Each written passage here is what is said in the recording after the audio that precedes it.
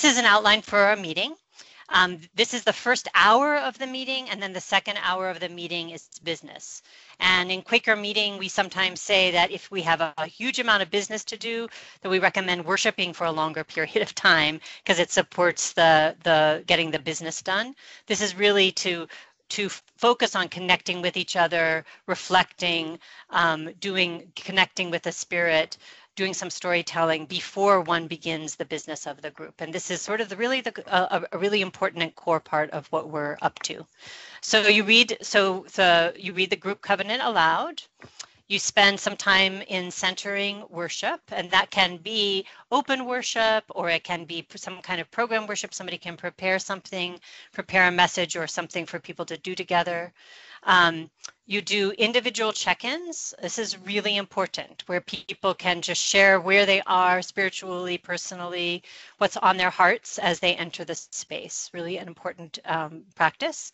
The next is doing spiritual practice, and we define spiritual practice really, really broadly. It can be chanting, it can be sharing a song, it can be bringing in photographs and thinking about those photographs together. The main thing that I think of with spiritual practice is it's something that everyone can do, really actively participate in, and that often will take you a little bit out of your body. That will give you a kind of a different kind of experience than reading something or just talking. And then you do that for 10 or 15 minutes. People can volunteer to share that. Different people will bring different things that they have found. And then storytelling, which is a really important, really central core part of this, which is to tell a story usually about trying to do the actions that you're doing. Often the person who's telling the story will tell a story about something that you all did together. Somebody else might have been there and also will be able to reflect about what that experience.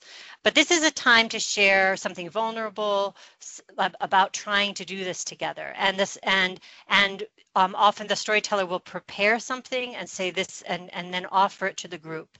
And then that's followed by group reflection. In my experience, these kind of stories, as you tell them and people are willing to take risks with what they tell, they really do become the core and really foundational stories for the group. And they become, as people reflect on the story, and we have recommended ways of reflecting, to praise, to ask questions, that can really help the story become everybody's story, not just the storyteller's story. And this whole practice is, I think, really, really critical. Gabrielle, you want to add to that?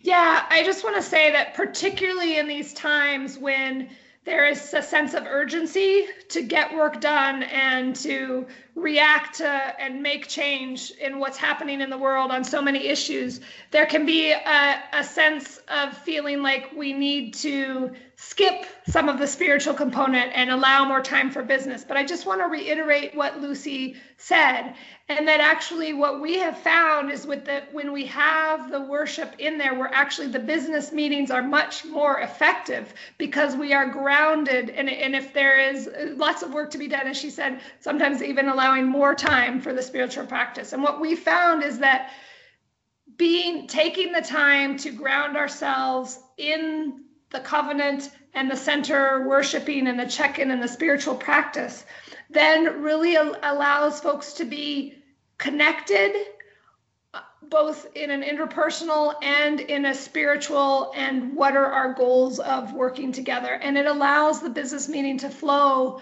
much more smoothly, and get into deep stuff and be able to have perhaps deep, difficult conversations in ways that are grounded in a spiritual connection.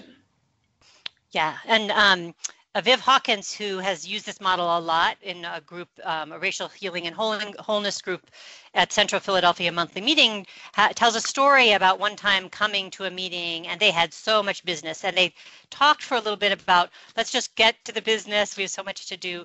But they made the decision to go ahead and do their practice. And she said it was so deep and so loving and made so much of a difference to their experience that the business felt light and joyful, and it actually did go more quickly. So I think it's a really important piece.